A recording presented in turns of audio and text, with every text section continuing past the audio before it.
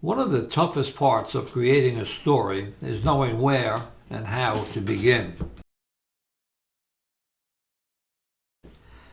With that in mind, I set up a workshop to help aspiring writers get started.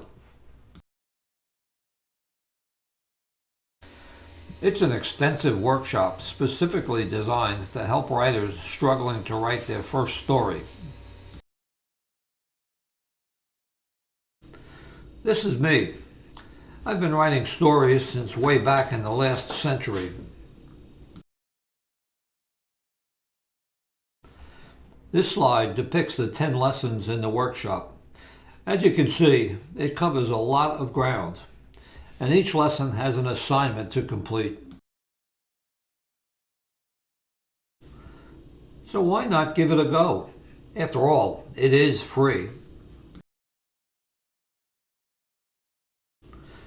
The workshop is on a website called Padlet, and this is what part of the workshop looks like.